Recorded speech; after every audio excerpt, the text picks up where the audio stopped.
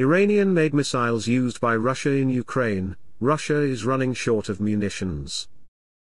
There are plenty of reports that suggest that the Russia stocks of precision-guided standoff weapons may be running low. With limited production capacity and sanctions hampering their direct replacement, and Moscow already being a customer of Tehran's drones, it's possible we may start to see Iranian-made ballistic missiles employed by Russia in its war in Ukraine.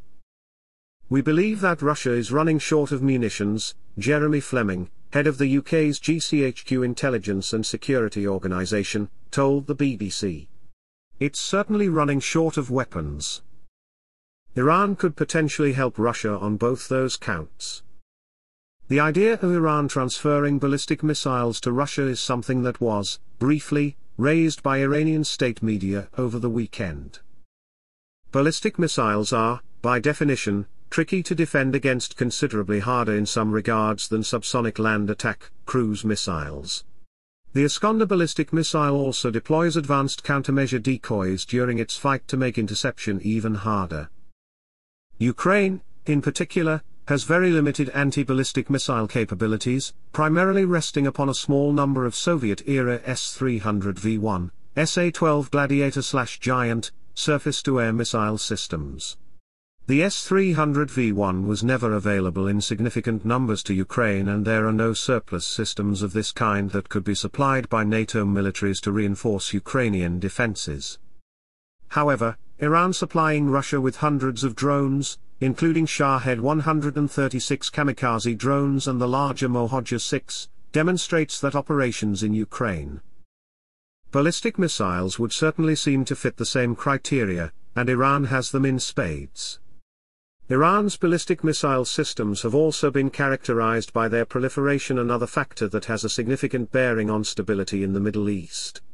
According to Western estimates, since Iranian ballistic missiles have traditionally been tailored for regional conflicts, they also fall within the kind of range categories that would be useful to the Russian armed forces during their war in Ukraine. The Kiam-1 SRBM, for example, has a reported range of 500 miles, which would allow Russia to strike targets across the entirety of Ukraine.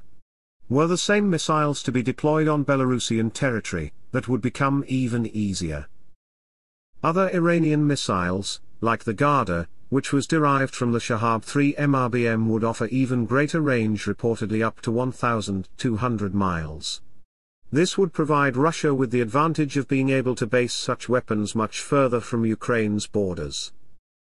In addition to ballistic missiles, Iran could potentially also provide Russia with other standoff weapons.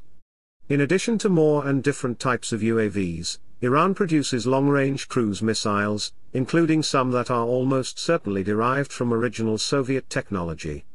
Iran has a diverse array of cruise missile capabilities of varying ranges and warhead classes, some far less advanced and proven than others. But regardless, Tehran could supply Russia with these systems, and even if many are shot down, they would also work to deplete Ukraine's air defenses.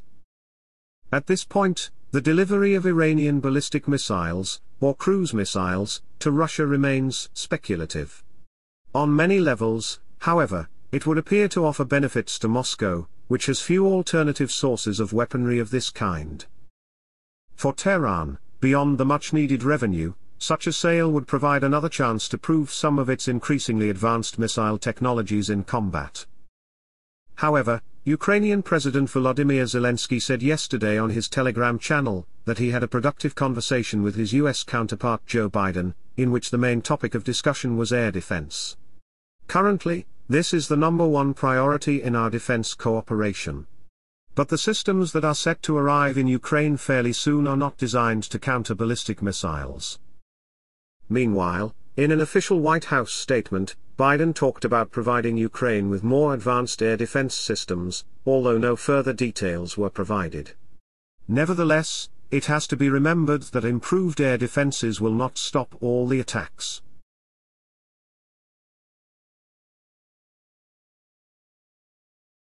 Thank you for watching. Please like, share, comment, and subscribe.